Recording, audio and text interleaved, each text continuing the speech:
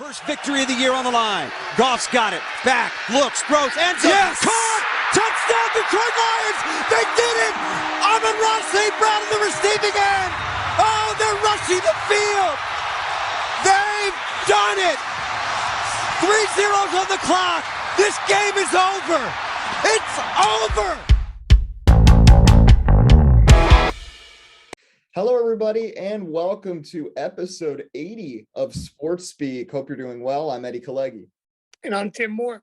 Lots to get to today. We have Zoe Alter here. Finally, we have both Zoe and Tim here at the same time. Tim's got to apologize about his Odell Beckham comments from the beginning of the season. We got a Lions win to talk about, a lot of chaos all across the NFL to get into. But first of all, I got to celebrate about one big thing about Rutgers men's basketball taking down the #1 team in the country. Cross that sideline, no timeout. Cross the sideline, last second heave. Oh, it's good. Down go the Boilermakers.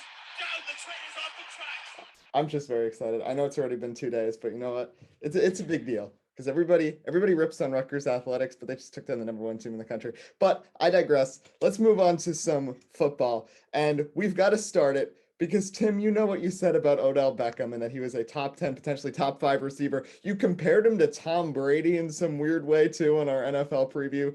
But he gets cut by the Browns and all of that chaos. He signs with the Rams. He's been doing better than when he first joined the team. He had a pretty good game last week, but he's certainly far from what you originally said. So, Tim, I think you have some important comments to say to Miss Alter.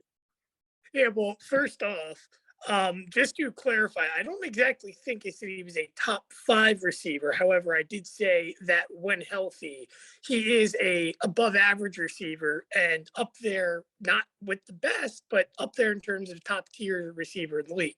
However, Zoe, I do want to officially apologize. Thank you. Considering the fact that Odell Beckham Jr. has been nothing but a disappointment outside of the last 2 weeks on fantasy for me this year. And I apologize for saying that he simply is better than all the other players that you listed the last time we were together on Sports Speak. Because let me tell you something. I am so disappointed in OBJ, not just because he got cut, but you cannot be that consistently inconsistent and get paid the money he does to be a top wide receiver on the Cleveland Browns. And listen, I understand his dad, for example, Odell wants to play Mo. Baker's not giving him targets. But let's not act like right now, currently, he is not the #1 receiver right now. Or I should say, excuse me, he's really the #2 receiver. But he's not playing #1 for the Rams. Cooper Kupp obviously is. And while, yes, he's more involved in the offense, what is 2 for 35 yards doing, for example, like last week? I understand he's trying to get into a little bit of a flow, but it's just simply put like this. Zoe was 100% right. Odell Beckham Jr. was the thing of the past.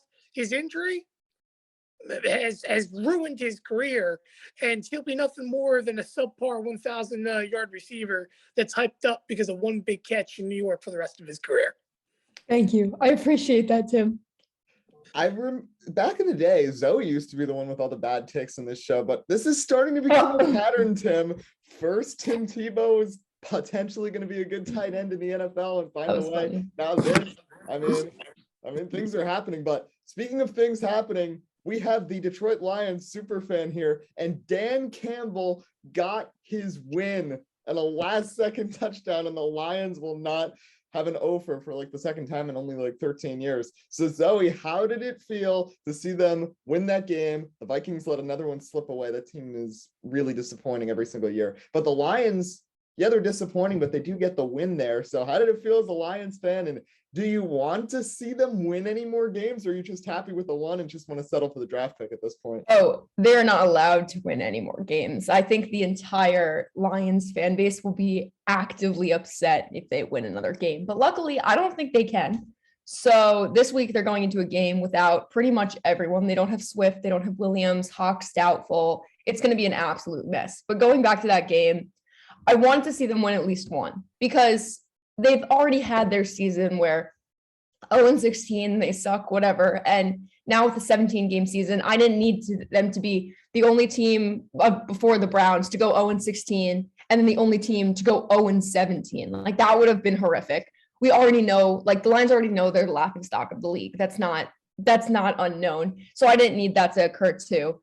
But Jared Goff, I mean, say what you want about him. I dislike him, but he really stepped up in the last couple of moments, that last drive. It was very stressful. My dad and I were sitting there on the couch. We didn't even know what to do with ourselves because we were like, oh, we're not expecting him to win. He's going to throw an interception or he's going to somehow lose time management and, screw everything up. But somehow they got down the field. That one last play of the game, you have one attempt and he throws it to the tight end who wasn't Hawk, which threw me off. But, he threw it to St. Brown is who he threw it to. It was the tight end before. But I was very excited. I was happy that they won. I just needed that one win. That was all I really need. And it took a while. And I was happy it was against the Vikings because, divisional. Also, the Vikings are very, very overhyped this year. Like, if you look at their games, they've had, 11, 12 games that ended in the last couple seconds. And even the game on Thursday, if it weren't for Chase Claypool and his idiocy, the Vikings would have lost 2 again. So, they don't deserve to be regarded as that high a team. And so I like that it was oh, see, now you can be even more of a laughing stock because you got beat by the Lions. So I enjoyed that too. But happy with the one win and, hoping we can secure that number 1 pick, keep it. And now I think it's projected to be Thibodeau just got moved. So we'll see what happens. So let's talk about that. You mentioned Chase Claypool, who has really hit the headlines over the last couple of days for what happened in that game. And let's just put something into perspective. The Pittsburgh Steelers, with that win over Baltimore, had reinserted themselves back into the playoff race. And Ben Roethlisberger played a good second half in that game. And despite being down 29 points to the Vikings, Minnesota managed to do what they always do, blow the lead, and it was a close game. And then Chase Claypool has to celebrate an 8-yard catch and waste almost 10 seconds doing so, and ends up limiting the amount of chances the Steelers had to get to the end zone. And Ben Roethlisberger is not the Big Ben that we saw back in 2010. He's barely even out there at this point, and he couldn't get them to the end zone. And I'm not saying they definitely would have scored, but they definitely would have had better chances if they had more time on the clock. And that is really bad. And what's even more really appalling with all this is that even in the press conferences after the game, Chase Claypool still won't take any sort of ownership for this. And he seems to be more angry with the offensive lineman who took the ball from him when he was celebrating. How delusional can you be at that point?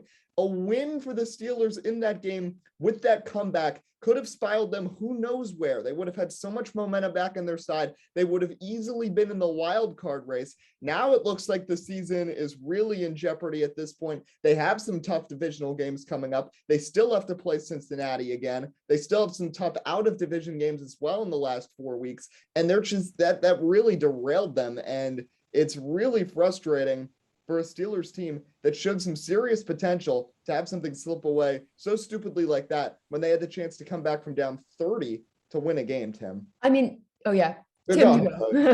I'm just going to say the simple fact of this for the Pittsburgh Steelers, and I think I've said this multiple times on Sports Speak on my opinions of Mike Tomlin, but at the end of the day, accountability comes to not obviously just player responsibility, but also the aspect of the fact that I still truthfully think, and no discredit at all to Mike Tomlin's accomplishments. Obviously, yes, going to 2 Super Bowls is huge, but the Pittsburgh Steelers, outside of course the quarterback situation, have been nothing but complacent for the last 15 years, it feels like, even though it hasn't been 15 years, but since their last Super Bowl appearance, where you just see questionable things from the main man running the show to the players on the field. Listen, remember when this team was top tier? They had Antonio Brown, who was being debated for the best receiver in the league. Le'Veon Bell was arguably the NFL's best running back. And of course, you had Big Ben. And yes, Ben now still there, aging, almost looks like he's dead on the football field. You don't have Le'Veon Bell. He can't even stay on the team in the league anymore. And Antonio Brown, when he's not faking, having a COVID vaccination, he's still playing second, if not third fiddle on the Tampa Bay Buccaneers. Although Doesn't mean he's a bad player, but he's not what he used to be. The point is, age and time goes on. And the fact of the matter is this. I cannot stand that Mike Tomlin every season continues to be nothing but complacent. And then we see the Steelers getting losses in games that they should have won, and they end up ultimately coming in defeat. At some point, accountability has to be put on Mike Tomlin. You know, I know the NCAA is so different, but we are literally seeing coaches in the NCAA. They get fired for having one loss in a season. We are seeing NFL coaches at times that go to the playoffs year in, year out. They're not guaranteed job security. Not everyone can turn around and be Marvin Lewis on the Bengals. And by the way, Marvin Lewis, of course, not a coach anymore in an aspect of the NFL. But the point is, not everyone can go that long without winning and still have a job. And I just view it for the Pittsburgh Steelers like this. This team, in the big picture, yeah, defense has gotten better. The offense, though, has not. I mean, don't get me wrong. Yes, you have Najee Harris. They drafted him. Great. That's a great fill for James Conner that you lost. But playmaker-wise, this team has not gotten better. Juju was, as we'll say with Odell, for example, overhyped based upon statistics. Yeah, you have Chase Claypool and you have other targets, but none of them are consistent. Also, I don't even know who plays tight end for the Pittsburgh Steelers. Last time I remember there being a tight end, his name was what? Keith Miller? I don't remember. It's Fryermuth. It's Fryermuth. Fantasy team. He had a solid 12.9 points the other day and helped me get away. He's a fantasy legend, Tim. Yeah. Please. Right, but in terms of making plays, still doesn't matter. And of course, I know Ben Roethlisberger looks dead under center. You're not getting anything better with Mason Rudolph. I mean, he's been lost as well since he got hit in the head by Myles Garrett with a helmet. So at the end of the day, the point is this. You can only get complacent with what you have for so long. And at the end of the day, I can't take it anymore with the Steelers. Because how can you show up against good football teams, be competitive, win big games, and then you can't beat, and I know this year is insane, but you can't beat easy teams. The Vikings, I understand what their record shows, but the Vikings are not a good football team. The Vikings since week 1 this year have been a disappointment. Let's not forget this team started, 0-3 at some point to open up the year, if I'm not mistaken. They were not winning competitive football games, and you lost to them without their best receiver. Sure, Dalvin Cook came back, ran for 200 yards, but wasn't rush defense supposed to be your bread and butter? So again, I just say it like this. Mike Tomlin needs to be held accountable at some point. I understand what Claypool did and so on, but it's a history of these things for the Steelers to go on, have controversy and mayhem, and Mike Tomlin condone it and watch his team fall apart in front of him. And the fact of the matter is, this team will never get close to an AFC championship game again or a Super Bowl as long as Mike Tomlin's coach, because he has lost his touch in terms of the NFL. Tim, you talked so much about the Steelers defense, right? And in normal years, they've been good, but I disagree with what you said about how their defense was the backbone this year, because their defense I think it's been one of the things that's made them lose everything, right? Because obviously this game, the one thing basically holding their rush defense together was TJ Watt. And then we see him go out with an injury early in the game, right? So he is fully out. He comes back out wearing street clothes. There's no way he's re-entering. And their secondary falls apart. They just have missed coverages. I saw this one, it was like this post on Instagram, and it was basically 3 of their defensive linemen just standing in a circle facing each other because they had no idea what to do in the middle of the play. It was just, they're a mess, right? So in terms of the defense, I think that's a huge part of it and why they're not winning. But if you're going to the offense and if you're going to talk about the offense, I think one of the things is that look at the wide receivers they've had. You just can't trust them to pick up wide receivers. And you talked about it a little bit, but you have AB, who then had all those off-field issues and now has made his way back, but it took him a while. Juju, who can't seem to stop dancing on TikTok, right? And then Claypool now, who had that celebration, but also those offensive linemen that took the ball from him also interrupted his TikTok earlier. And I think that's why he was the most upset over anyone. But Other than that, I think a lot of it comes down to the defense and the fact that they just can't stop anyone. It doesn't matter if it's the run, doesn't matter if it's the pass. They don't have the versatility they used to have. And the Steelers have always been known for this terrifying defense. And in my head, they're always going to be defense heavy. That's just the way it is. But you can't be defense heavy. You can't say you are if literally you're giving up one of the most yards in the league every week, right? They always used to be like so scary on the defensive side, that line, but now they're not scary at all. And one more point about Big Ben that you were talking about. There were a couple plays where he didn't even bother to take a couple steps in the pocket. Like you're saying he looks dead. Like he fully looks dead. He's like, if you ever played like jackpot and you get like stuck in the mud, like that's literally what Big Ben is. He's stuck in the mud. There was a play where if he had gone, it was in the red zone. The Steelers were down by a couple. If he had taken 2 steps to his right, he would have had an easy touchdown, but instead he stayed there, let himself get mauled, threw the ball right up in the air, and the Steelers instead didn't get the touchdown. So I think a lot of it comes down to that too, missed opportunities. I agree with you. I don't know if they have a better option at QB right now, but I think it's time for them to expand past Big Ben. I've been saying that for years personally. I never thought, I mean, after a couple of years ago, Big Ben, we saw him on the decline with all his injuries, and he just wasn't that good.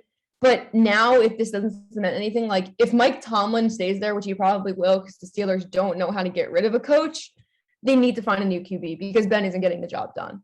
You made a big point right there. Like the Steelers, this is a tradition. If you look into the history of this team, they don't like to get rid of coaches. Mike Tomlin is just the 3rd coach they have had since the 1970s. It's been 50 years and they've only had 3 coaches. And I'm not one who likes to jump on a bandwagon and right away get rid of a coach 1 or 2 years. And you heard me last show. I was very critical.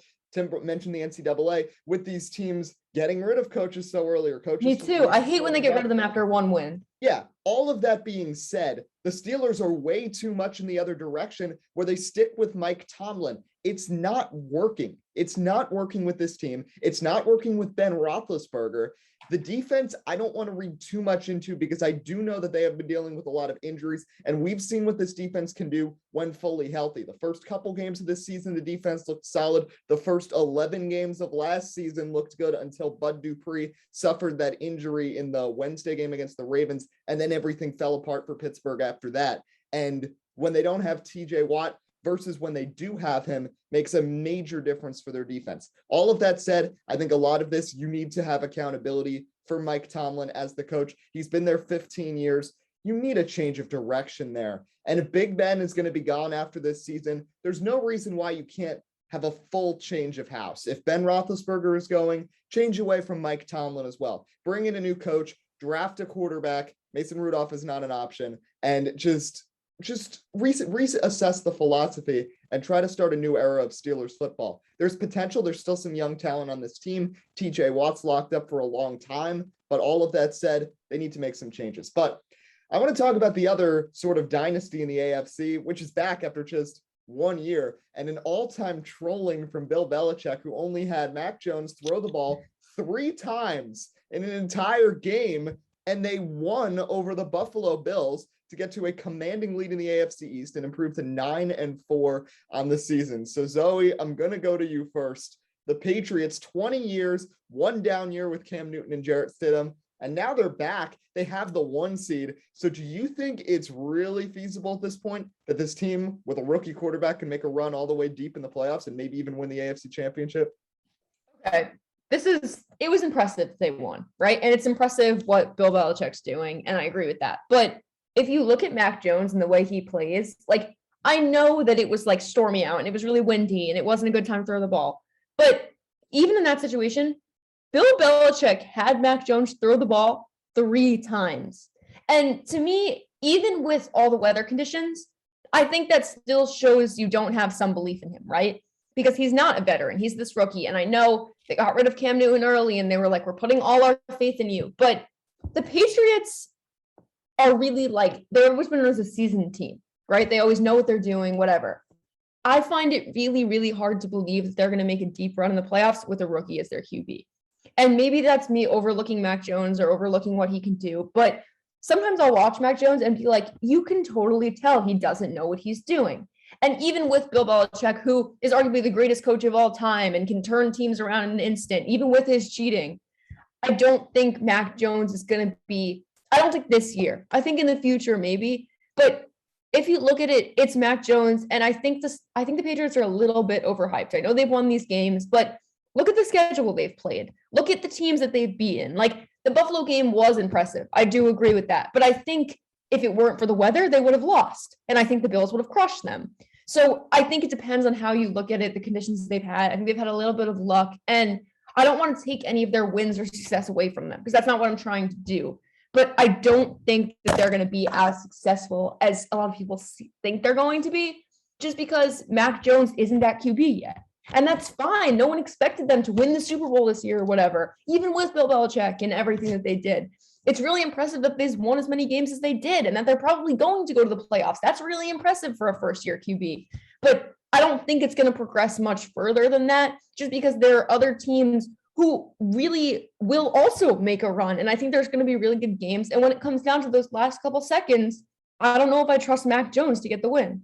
That's fair, but let's not also forget that Mac Jones really led the offense when they scored 45 points against the Browns, 54 points against the Jets. He has potential. I know that was against the Browns and the Jets, but we've seen this team play well against good competition as well. They almost beat Dallas. They beat Buffalo the other night. And you talk about the weather and having some luck on their side. Well, guess what? If they get the number 1 seed, AFC playoffs have to run through Foxborough, and quarterbacks who have not had much success there in the past, like Ryan Tannehill, like Patrick Mahomes, are going to have to go and play in those weather conditions where Bill Belichick has thrived, and his experience.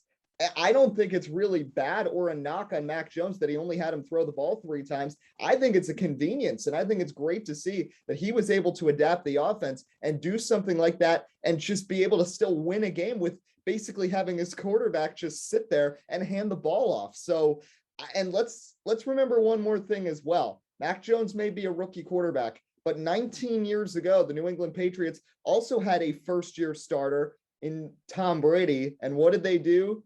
They went all the way to the Super Bowl. So don't discount that. And Tom Brady, in the beginning of his career, wasn't a great quarterback. He had a solid defense. He had running backs. He had weapons, which Mac Jones has as well. He was also not that hyped coming out of the draft. I'm not trying to compare Mac Jones and Tom Brady, because I think there's still a long way to go for Mac.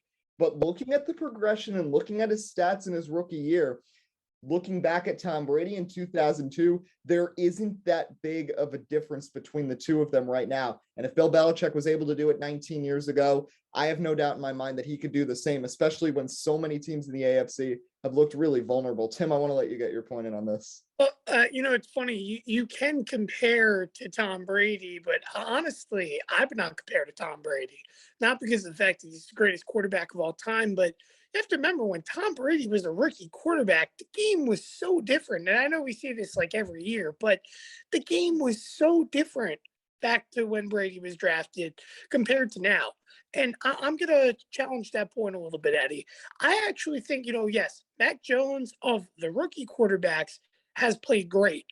It's very hard for me to say, though, that Mac Jones deserves Rookie of the Year over a guy like Jamar Chase when it's all said and done, who, again, I understand the weather conditions made stuff impossible last week, but I can count on Jamar Chase weekly, and might I add, a top 5 player right now in his respective position, no matter what way you put it. And by the way, he's come very far away from a man that going into week 1 said that he can't see the football, and that's the reason why he's so used to dropping things, but yet he's having a top 5 year in terms of NFL terms. Now, I'll say this in regards for Mac Jones. I think that you have to look at the statistics that he has now. And you, again, can't compare it to Brady, but the group you really should be comparing it to, Joe Burrow, Justin Herbert, the group that was just the class right before. Because I think that if we're setting the standard that Mac Jones, and again, I'm not saying Mac Jones is a bad quarterback, but if we're going to say he's real great and we're going to compare his numbers to Tom Brady, it would do an absolute disservice to a quarterback class that is well better than this class this year, and might I add, had a lot less hype. Outside of Joe Burrow last year, I mean, how about, for example, Tua? I'll give Tua credit. How's Tua been playing this year since the Dolphins have come back? The Dolphins are the hottest team in the NFL right now. I'll give that to Miami. Definitely did not expect Miami to turn it around. Tua has, mediocre yardage, but touchdown interception ratio wise, real solid. And again, he missed a couple weeks and he's still looking that solid. Joe Burrow is showing why he is up there in the discussion of top 10, top 5 quarterbacks in the league. And Justin Herbert is absolutely sensational. If like Philip Rivers, he didn't play for the Chargers, anywhere else, this man could be looking at potentially a Super Bowl ring if he has the right pieces and targets.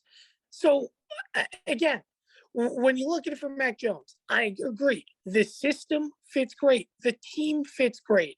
I don't know if he goes anywhere else, though. That's not New England. If Mac Jones does play well, if I'm being honest, maybe if he plays for the Saints, just because systematically wise, well, of course the Buccaneers as well, but can't replace Tom Brady. But maybe the Saints systematically with the offense being a little bit similar in terms of passing style for a less mobile quarterback of Bill Belichick's, that it would fit.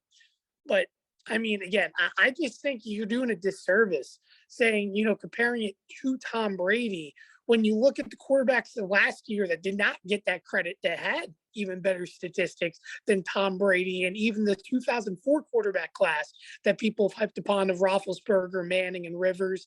I again just think that, Mac has played well, but I understand the Patriots are number 1 seed, but there is nothing that says, oh, he's going to become the next Tom Brady when you have 2 other quarterbacks in the class before that have gone beyond that and the game has changed so much.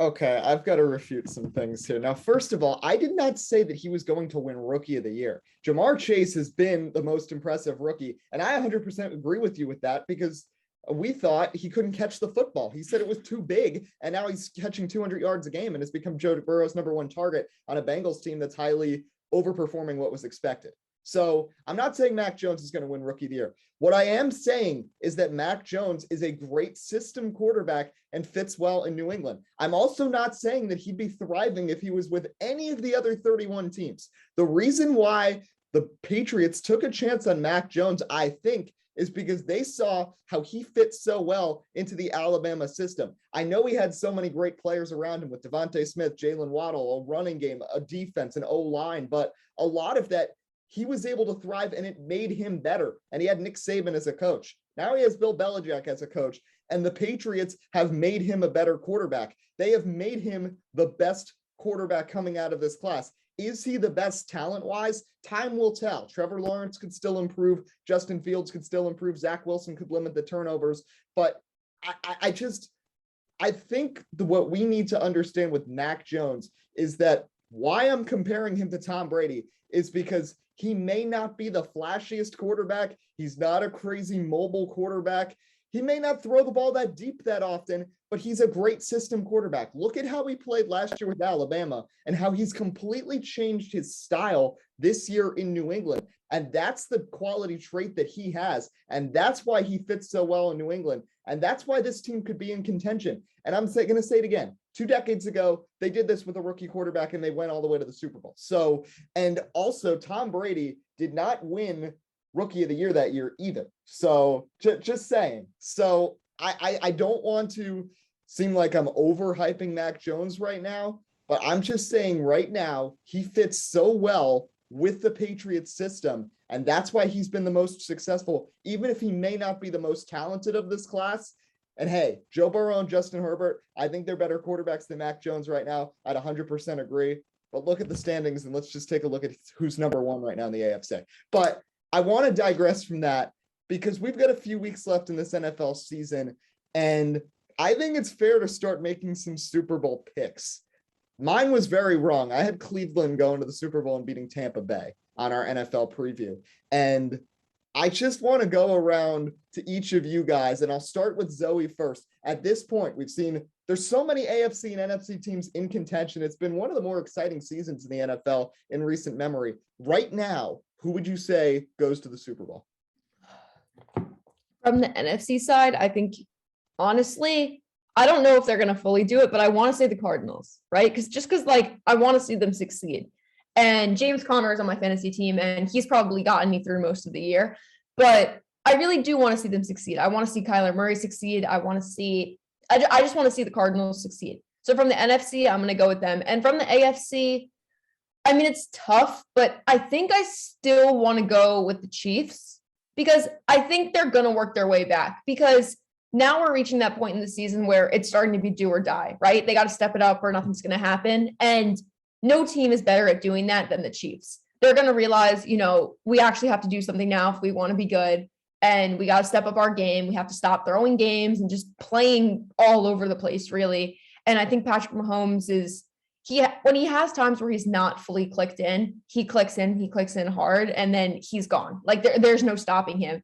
And I think he's going to get to that point really soon. I think he's going to get fed up with how the Chiefs have been playing, just because the fact that we're talking about other teams and other storylines that aren't the Chiefs and that aren't Patrick Mahomes, he's pissed off about that. He's angry. He likes being the center of attention. He likes being the face of the NFL, and he's not going to want it to go away. And I think he's realizing that the Chiefs are going to fall out of the spotlight if he doesn't step up and play. So I think you're going to see the Chiefs make a run. So for me right now, I think I have to go Cardinals Chiefs. And I don't know if Cardinals is the right choice, but I just really want to see them in the Super Bowl.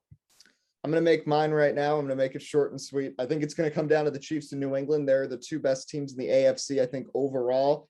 I still think if the Patriots get the 1 seed, I think whoever gets the 1 seed is going to end up winning it with the home field advantage. I still have faith. I know I've been hyping up the Patriots like crazy on the show. I think we're going to get a Brady Belichick showdown in the Super Bowl. I have no idea who would win that. Be probably the most hyped up Super Bowl we may have ever seen, aside from Super Bowl 50, just because it was Super Bowl 50. But Patriots Bucks right now is what I'm going with. Tim, how about you?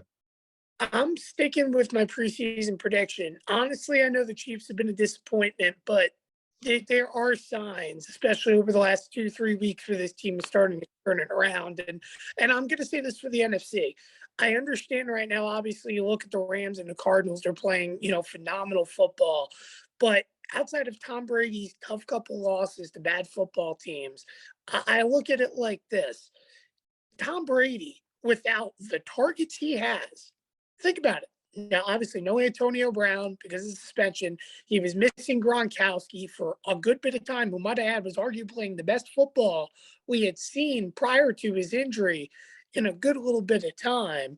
And yes, they still struggled to running back position, but Tom Brady, at the age he is, leading the league right now in passing yards, passing touchdowns, and might I argue, could very well be this year's MVP when it's all said and done. You can't count out Tom. And I know the accolades don't come as recent, for Tom Brady outside of the Super Bowl, but you cannot play as good as he has this year, and when it's all said and done, not go to the Super Bowl. I think the Cardinals are really promising, and I really don't mind if they go to the Super Bowl.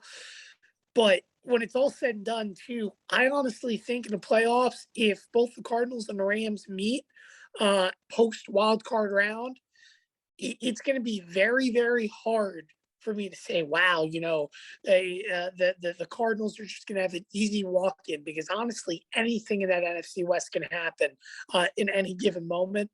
But the Bucks, if there's one thing that's consistent, it's Tom Brady making a Super Bowl. And again, I'm still bought into that, especially when he's getting his targets back. Now, again, I mentioned AFC in regards to the Kansas City Chiefs, and I see them coming back. But the big reason why, too, I see them coming back, and where I agree with Zoe, is they need to be the center of attention at some point. They've been so underwhelming this year. And might I add, their division, obviously, we had Josh on here during the preseason as well, who thought the Chargers, if I'm not mistaken, was going to win the AFC West. And the Chargers started off great this year, and they've turned into a disappointment. Obviously, we know the whole Raiders situation, where the team started off hot above 500 and fallen apart. But the AFC West single-handedly has become one of the most disappointing divisions, this season based upon expectations. And if you're following sports this year, maybe live under a rock, there tends to be a trend this year where teams that play in underwhelming divisions go on to win championships. And I'm not saying the Chiefs are going to win a championship, but when it's all said and done, don't count out the Chiefs. Don't count out the underdog. And I know they've been higher over. They've been in the Super Bowl the last 2 years, but they're playing some under the radar football right now. And I agree with you. Seeing him in an AFC Championship game, Eddie, against Bill Belichick would be iconic. Thus, I think there's going to be good potential for them to head back to the Super Bowl. So one last thing on the show. Once again, you can follow along with our NFL Weekly Pick'em at SportsSpeak Live on Twitter. I actually went 3-0 last week. I finally had a good week. Tim's got the lead right now, though. 5 weeks left in the regular season. We'll have our picks out this Sunday and every Sunday throughout the season. Last thing, I want to go to Zoe quickly on baseball because who knows when the season's going to start. Of course, things are in a lockout, but she's a Mets fan. This is the first time we've had her on since Max Scherzer joined the Mets rotation. So I want to get your take on that and the free agency moves we've seen prior to the lockout from New York. I do like the Max Scherzer move a lot. I have to say, I was very, very upset when Syndergaard walked and when the Mets pretty much abandoned every pitcher they ever had to get Scherzer. I wasn't the happiest about who they let go, but I'm so happy to have Scherzer. I mean, how scary is that? That's like almost like when you look at the Dodgers and you see one pitcher after another. It's like it's basically like their whole rotation could be aces, right, on any given team. And the Mets are trying to build that up a little bit. And I love that they're doing that. I really do. But what concerns me is you had issues with your relievers last year, right? Have you fixed that issue? No, it's literally gotten worse. And that's what's worrying me is that, look, DeGrom's going to be back. Scherzer's going to be there. Great. Those are 2 wins that you have in your rotation, right? But if you're letting everyone else walk, do you even know if you're going to get those wins if you can't score, right? If you can't get runs, what's it going to matter? So absolutely love the Scherzer move. So happy he's here. Contemplating buying a jersey already. Excited to see him play in a game, but still stressed about the moves that need to be made because the Mets love to go and get big players and not address the issues they have, and they need to start addressing them. I know they can't until this lockout ends, which hopefully it does soon because I really want to watch some baseball when it starts up and we have the winter to go, and I think everything will be fine by then. But I need to see them sign some people. I need to see them have negotiations, and I'm just waiting for that. But yes, 100% excited for Scherzer. Yeah, offense, some good moves too with Starling Marte, but you mentioned it. They got to fix the relievers, and losing Aaron Loop is going to hurt. And they still need to find a manager too. So there's still a lot that has to happen. So, but that's going to just about wrap up episode 80. Zoe, thanks as always for joining us today. Thank you for having me. Always a pleasure. All right, so that'll wrap things up. Again, follow us on Twitter at SportsSpeak Live for our NFL Weekly Pick'em. We'll probably have one more show before Christmas next week. But until next time, I'm Eddie Kalegi. And I'm Tim Moore. Signing off on SportsSpeak. Let's go Rutgers, and we hope you have a great rest of your weekend.